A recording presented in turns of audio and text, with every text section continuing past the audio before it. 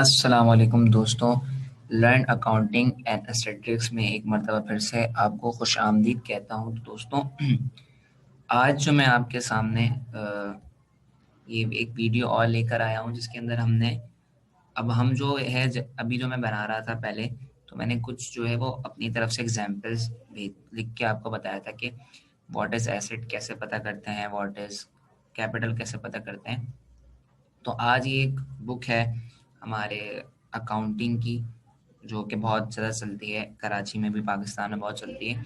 تو اس میں سے میں نے یہ ایک ایگزامپل جو ہے وہ کوٹ کی ہے، جو کہ چیپٹر نمبر 1 میں بیسک فنڈامنٹل اکاؤنٹنگ ایکویشن ہے۔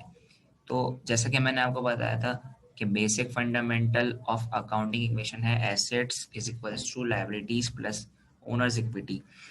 اب اس میں دو چیزیں تو آپ کو پتہ ہے، asset is equals to liability, ٹھیک ہے، لائبلٹیز پلس اونرز اکویٹی۔ اب ابھی پریشان ہوں گے یار اونرز اکویٹی کیا ہے؟ تو دوستوں پریشان نہ ہو اونرز اکویٹی کا نام سن کے۔ اونرز اکویٹی جو ہے نا وہ ہے ہمارا کیپٹل، ہمارے سرمایہ کو جو ہم کیپٹل کو اونرز اکویٹی بھی کہتے ہیں۔ تو آپ ٹینشن نہ لیں، اس کو اونرز اکویٹی بھی کہتے ہیں اور کیپٹل بھی کہتے ہیں۔ تو ہمارے ایسیٹس مل کے بنتے ہیں لائبلٹیز اور اونر اکویٹیز کے ساتھ۔ تو آج ہم اگر بک کے ساتھ اس پرابلم کو دیکھیں، problems of equation number 1، calculate total assets when total liabilities 1 lakh and total owners equities 6 lakh. یہ ہم سے کہہ رہا ہے کیلکولیٹ کریں ٹوٹل ایسیٹس۔ آپ اپنے ٹوٹل ایسیٹس معلوم کریں جب آپ کی پوری لائبلٹی یعنی ٹوٹل لائبلٹی 1 لاکھ روپے ہو and total owners equity 6 lakh, اور آپ کی اونرز اکویٹی کتنی ہو 6 لاکھ۔ تو دوستوں اسی طریقے سے ہوگا، اس انہوں نے assets is equals to liability plus owners equity, یہی ہم فارمولا لگائیں گے کیونکہ ہمیں ایسیٹ فائنڈ آؤٹ کرنا ہے۔ تو دوستوں ایسیٹ فائنڈ آؤٹ کرنا ہے، تو ایسیٹ ہمیں کتنا دیا ہوا ہے انہوں نے، اس کے اندر ہمیں انہوں نے ایسیٹ دیا ہوا ہی نہیں ہے، صحیح ہے۔ تو ہم نے یہ سائڈ فائنڈ آؤٹ کرنی ہے۔ تو دوستوں 1 لاکھ انہوں نے ہمیں دیا ہوا ہے لائبلٹیز اور 6 لاکھ انہوں نے ہمیں دیا ہوا ہے اونرز اکویٹی۔ میں نے آپ کو پہلے بھی بتایا تھا کہ جب ہم بزنس اسٹارٹ کرتے ہیں، اس کی ایک لاجک یہ بھی ہے کہ جب بزنس اسٹارٹ کرتے ہیں تو ہم جب سرمایہ لے کر آتے ہیں اس کو کہتے ہیں کیپٹل یا اونرز اکویٹی، جو کہ یہ رہا۔ یہ میرے پاس جب میں آیا میرے پاس 6 لاکھ تھا، لیکن مجھے مزید کچھ پیسوں کی ضرورت پڑ رہی تھی، تو میں نے اس کے لیے کیا کیا، میں نے ادھار لیا، اس کو کہتے ہیں لائبلٹیز۔ لیکن جب میں نے ان اونرز اکویٹیز کیپٹل یا لائبلٹیز دونوں کو ایڈ اپ سم اپ کیا، دونوں کو ملایا، تو ان دونوں کو جب میں نے ان دونوں کی اماؤنٹ کو میں نے پلس کیا تو یہ 7 لاکھ روپے بنی۔ کتنی بنی؟ 7 لاکھ۔ مطلب کہ اب جب یہ میرے پاس 6 لاکھ اپنے تھے، 1 لاکھ ادھار لی، تو اب 7 لاکھ کے میں نے ایسیٹ یعنی اپنے بزنس کے اندر economical resources of the business جس کو کہتے ہیں ایسیٹ، وہ جو میں نے پرچیز کیے ہیں وہ 7 لاکھ کے کیے ہیں۔ اگر میں اس میں سے یہ بتانا چاہوں کہ یار میرے ایسیٹ تو 7 لاکھ ہیں، تو اس کی مدد سے میں یہ بتا سکتا ہوں کہ بھائی 1 لاکھ جو ہیں وہ میں نے ادھار پہ لیے ہوئے اور 6 لاکھ جو ہیں وہ میرے اپنے ذاتی ہیں۔ تو یہ پرابلم نمبر 1 تھی جس کی ہم نے یہ ایسیٹس کو فائنڈ آؤٹ کیا، جو کہ میں نے پہلے بھی کروایا تھا، لیکن فی الحال جو ہے میں بک کے حوالے سے آپ کو بتا رہا ہوں تاکہ آپ بک سے دیکھ لیں کہ میں نے آپ کو پہلے ہی کہا تھا کہ میں آپ کو وہ بھی چیزیں پڑھاؤں گا جو بک کے اندر ہوں گی۔ تو دوستوں اب دوسرے پارٹ پہ چلتے ہیں اس کے اندر، جو کہ کیلکولیٹ ٹوٹل لائبلٹیز۔ اس کے اندر ہم کیا معلوم کرتے ہیں؟ Total liabilities. جب ہمیں ٹوٹل لائبلٹیز معلوم کرنی ہو تو وہ ہم کیسے معلوم کرتے ہیں؟ وین ٹوٹل ایسیٹس، جب میرے پاس ٹوٹل ایسیٹس 4 لاکھ ہوں اور ٹوٹل زونر اکویٹی 3.5 لاکھ ہو، تو میں ٹوٹل لائبلٹیز کیسے معلوم کروں گا؟ جیسے میں نے ابھی آپ کو کہا تھا کہ میرے ایسیٹس جو ہیں وہ کس کو ملا کر بنتے ہیں، یہ تو آپ کو پتہ ہے۔ اب لائبلٹیز اور اونرز اکویٹی کو ملا کے کیا بنتے ہیں میرے ایسیٹس، کیا بنتے ہیں میرے ایسیٹس، صحیح۔ کس کو ملا کے بنتے ہیں؟ میرے اپنے سرمایہ کو اور ادھار کو ملا کے کیا بنتے ہیں؟ میرے ایسیٹ۔ اب میں کہوں کہ یار مجھے جو ہے یہ بتاؤ کہ میرا ادھار کتنا ہے، صحیح ہے، مجھے بتاؤ میرا ادھار کتنا ہے، تو یار آپ کیا کہو گے؟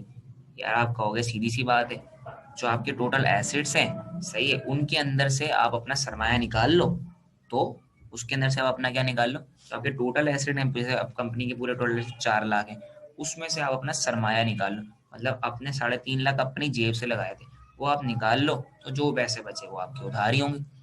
ابھی جیسے آپ کو سمجھایا کہ ایسیٹس کس کو ملا کے بنتے ہیں؟ لائبلٹیز کو اور زونر اکویٹی کو، صحیح ہے۔ तो जब अब हमारे एसेट्स हमारी लाइबिलिटीज जब हमारी लाइबिलिटीज फाइंड आउट करनी होगी तो सीधा सीधा सा ये वैसे फॉर्मूला भी liabilities equal to assets minus owner's equity, लेकिन आप अगर इसको लॉजिक से समझें तो आप डायरेक्ट ही समझ सकते हैं कि भाई एसेट्स जो है वो लाइबिलिटी और कैपिटल को मिला के बनते हैं। तो भाई जब सीधी सीधी सी बात है लाइबिलिटीज और ओनर्स इक्विटी को मिला के बनते हैं तो टोटल एसेट्स के अंदर से आप अपना सरमाया यानी अपनी ओनर्स इक्विटी माइनस करवा दो तो अपने आप आपको लाइबिलिटीज मिल जाएंगी। सही। और इसी को उन लोगों ने नीचे इस तरह करके भी दिखाया हुआ है कि अगर आपने इसके अंदर एसेट्स मालूम करने हो मतलब एसेट्स आपको दिए हुए हैं और ओनर्स इक्विटी दी हुई है तो भी आप वही करेंगे कि आप इसको इससे माइनस करवाएंगे तो ये 50,000 समथिंग मतलब लाइबिलिटीज वही माइनस करवाएंगे तो वही बचेगी। ठीक है, इसको आप इन दोनों तरीके से प्रोसीजर को फॉलो कर सकते हो। इसके अंदर हमने मालूम किया टोटल लाइबिलिटीज। तीसरा इसके अंदर है calculate the total owners equity.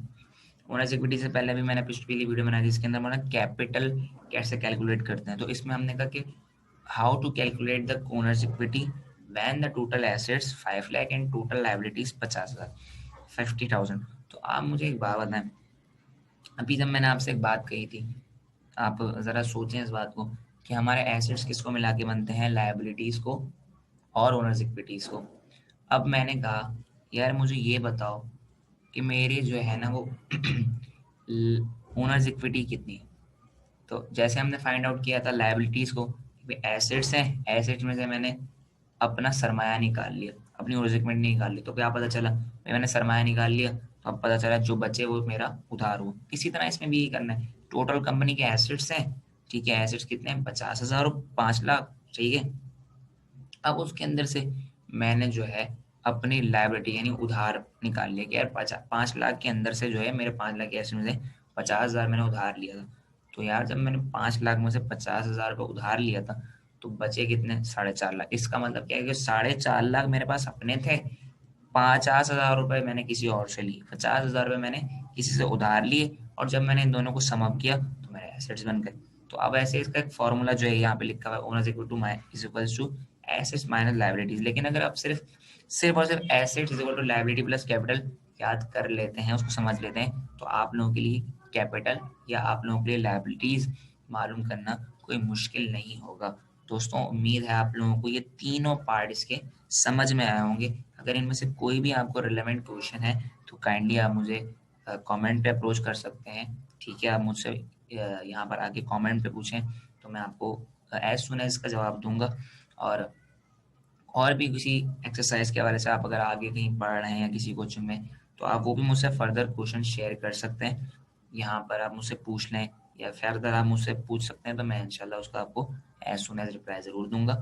अगर मेरी वीडियो आपको पसंद आई हो तो प्लीज़ इसको लाइक शेयर करना ना भूलें, सब्सक्राइब भी चैनल को करना ना भूलें क्योंकि आपकी हौसला अफजाई ही मुझे और वीडियोज़ बनाने और ये काम करने का जज्बा और दी। तो उम्मीद है आप लोगों को मेरी वीडियो पसंद आई होगी। मिलते हैं नेक्स्ट वीडियो के साथ। ठीक, टेक केयर।